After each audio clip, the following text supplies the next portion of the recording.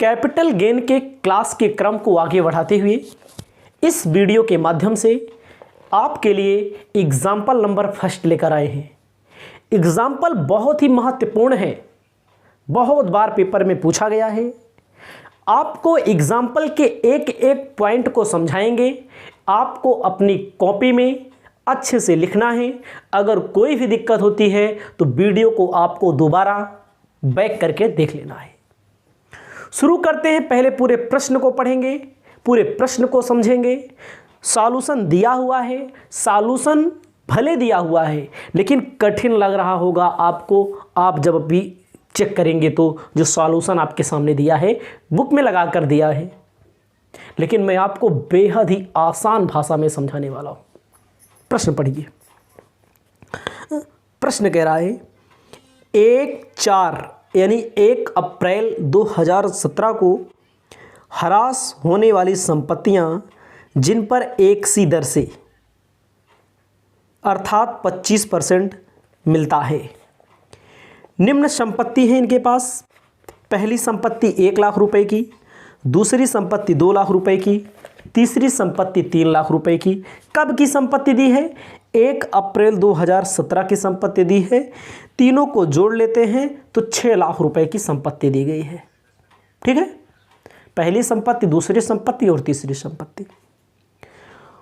पूंजी हानि अथवा पूंजी लाभ की गणना कीजिए। आपको कैपिटल गेन निकालना है और कैपिटल लॉस है तो कैपिटल को लॉस निकाल के देना है।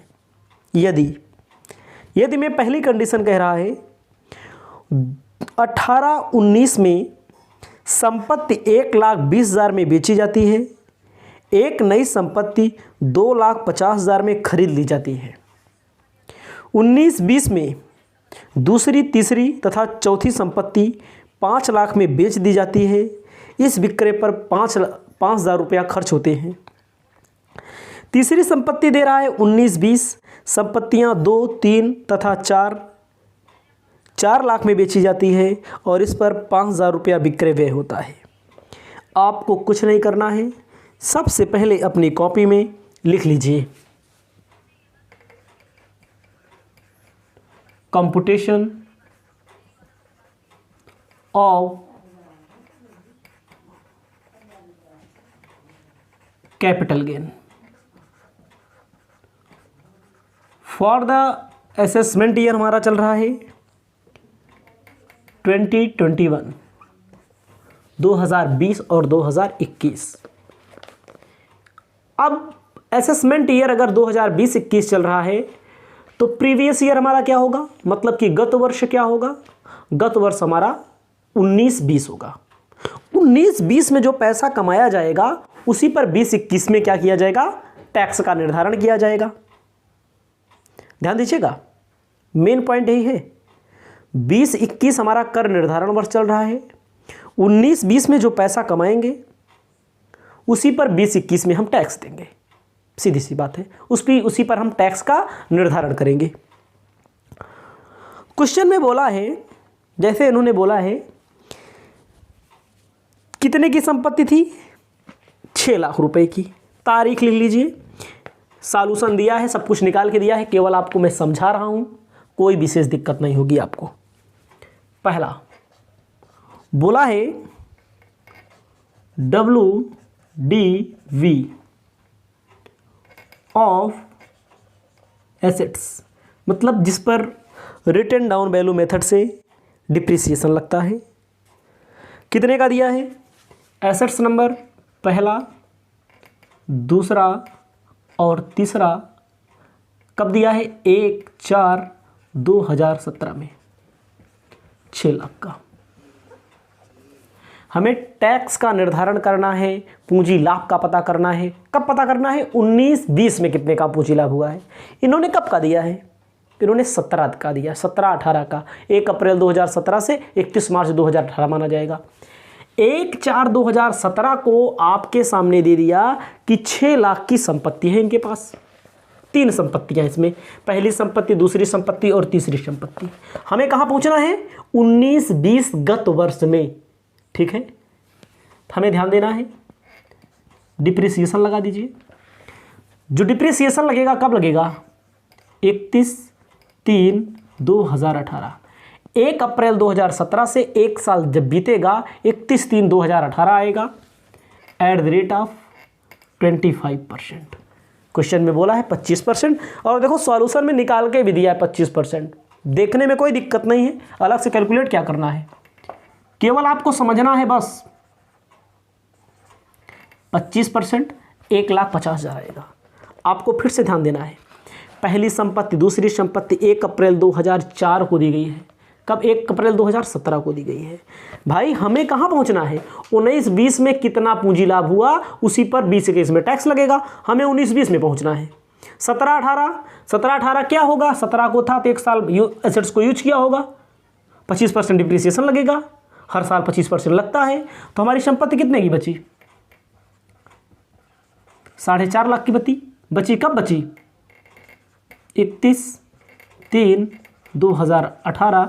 इसे लिख देंगे बैलेंस ऑफ एसेट्स या वैल्यू ऑफ एसेट्स।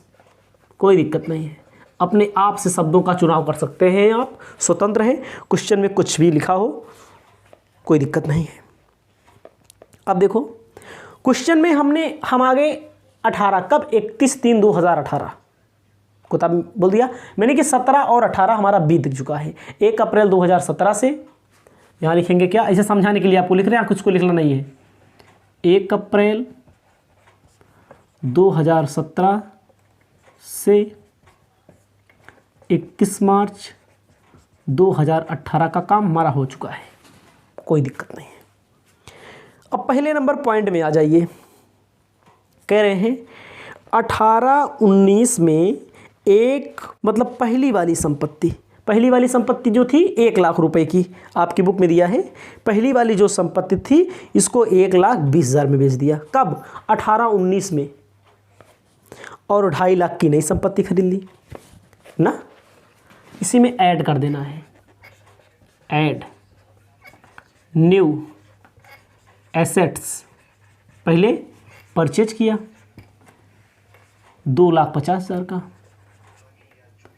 संपत्ति कितनी की हो गई? 7 लाख की हो गई। लेस कर देंगे, लेस एसेट्स सोल्ड। कितने की एसेट्स बेच दी गई? एसेट्स बेच दी गई 1,20,000 की। जितने की बेच दी गई उसको माइनस कर दो तो कितना बचेगा? 5,80,000 की ना। कब की बात है? 18-19। बैलेंस ऑफ एसेट्स 5,80,000 की हमारी एसेट्स बची हुई है। कब?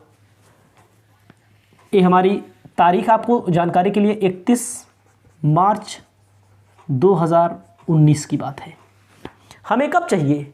1 अप्रैल 2020 से 31 मार्च 1 अप्रैल 19 से 31 मार्च 2020।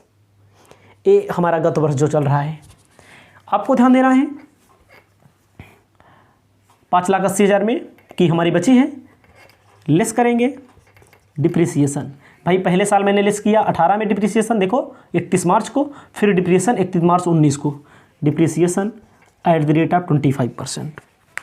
25% कितना निकलेगा? 25% निकाला जाएगा 5,80,000 का, तो 1,45,000। तो जब घटाएंगे तो इसमें इन्होंने दिया है 4,35,000 रुपए की एसेट्स। हो सकता हो आपको थोड़ा कम समझ में आ रहा हो, लेकिन मैं आपको बार बार बता रहा हूँ, आपको समझाना है। बैलेंस ऑफ एसेट्स, इसे कह सकते हैं वैल्यू ऑफ एसेट्स। कब की बात है? 31 मार्च 2019। इसको आप बाएं पक्ष में लिख सकते हैं, 31 मार्च 2019। तो आपको कब चेक करना है? यहाँ तक मामला सेट करना है पहले। फिर समझिए, 3 संपत्तियाँ हैं। पहली संपत्ति 1 लाख की, दूसरी संपत्ति 2 लाख की, तीसरी संपत्ति 3 लाख की। 6 लाख की संपत्ति थी 17 में। एक साल यूज करेंगे, हराज घटेगा, डिप्रिसिएशन घटेगा। संपत्ति कितने की बचेगी? 4.5 लाख की। 4.5 लाख में हम क्या करेंगे? ऐड करेंगे न्यू एसेट्स, नई वाली संपत्ति ऐड करेंगे। समझ रहे हैं? नई वाली संपत्ति जब हम ऐड करेंगे जो खरीदा गया है और जो बेचा गया उसको लेस कर देंगे तो हमारी संपत्ति 31 मार्च 2019 को कितने की बचेगी? खरीदने बेचने के बाद 5,80,000। इस 5,80,000 को जब यहाँ पर 1 साल यूज किया गया, उसके बाद भी 1 साल यूज किया गया, तो फिर डिप्रिसिएशन घटाएंगे, कितने की बचेगी? 4,35,000 रुपये की। अब आपको दूसरी कंडीशन से कैलकुलेट करना है। किस कंडीशन से कैलकुलेट करना है? दूसरी कंडीशन से। कह रहा है 19-20 में संपत्तियां दूसरी और तीसरी को 5 लाख में बेचा। कितने में बेचा? दूसरी कंडीशन से ऐड करना है। 19-20 का मतलब प्रीवियस ईयर, यानी कि गत वर्ष। हमने कहा 19-20 में जो मामला हो रहा है उसी को देखना है। इसी संपत्ति को, जो 4,35,000 की संपत्ति है, इसी को बेचा सेल्स ऑफ एसेट्स। कितने का बेचा? क्वेश्चन में बोल रहा है 5 लाख का बेचा। लेस कर देंगे सेलिंग एक्सपेंसेस। विक्रय पर जो खर्च किया जाता है उसको घटा लिया जाता है। कितना बचेगा? 4,95,000 की संपत्ति वास्तव में बिकी। देखो भाई, 5 लाख में बेचा है तो बेचवाई कितना दिया है? 5,000 रुपया, तो उसको घटा देंगे। उसके बाद आपको ध्यान देना है, ये हमारा आया नेट सेल्स। उसके बाद कॉस्ट ऑफ एसेट्स। संपत्ति कितने की थी? 4,35,000 की। 60,000 आपका क्या आएगा? Capital gain. ठीक है। उसके बाद तीसरा क्या होगा? तीसरी कंडीशन कह रहा है, मान लीजिए 19-20 में ही तीसरी कंडीशन कह रहा है कितने में बेचे? क्वेश्चन में बोला है 4 लाख में बेचे। सेल्स ऑफ एसेट्स 4 लाख में बेचे। लेस कर देंगे सेल्स एक्सपेंसेस। बिक्री पर 5,000 खर्चा हुआ, 3,95,000 ना। ये हमारा क्या आएगा? Net sales. बिक्री में से विक्रय व्यय घटा दिया जाता है। लेस कर देते हैं कॉस्ट ऑफ एसेट्स 4,35,000। भाई आप देखो 3,95,000 का सामान कितने बिक रहा है? 4,35,000 में। इसका मतलब 40,000 का आएगा लॉस ऑन एसेट्स। आपको यही मैंने समझाया, यहाँ तो कुछ दिक्कत नहीं है। ये निकली, यही बैलेंस निकला, यही माइनस करना है, यहाँ तो कुछ नहीं है। यहीं पर समझना है 6 लाख का 1 साल यूज करेंगे, 4,50,000 का जो खरीद रहे हैं उसको जोड़ देंगे, जो बेच रहे हैं उसको घटा देंगे, फिर डिप्रिसिएशन निकाल लेंगे। बच गई संपत्ति। 19-20 से मतलब होता है 19-20 में पहली दूसरे नंबर पे बोल रहे हैं, मान लीजिए 5 लाख में बिके, 5,000 विक्रय व्यय हो, तो 5 लाख में से 5,000 घटा लेंगे, 4,95,000। Cost of assets 4,35,000, 60,000 capital gain आ गया।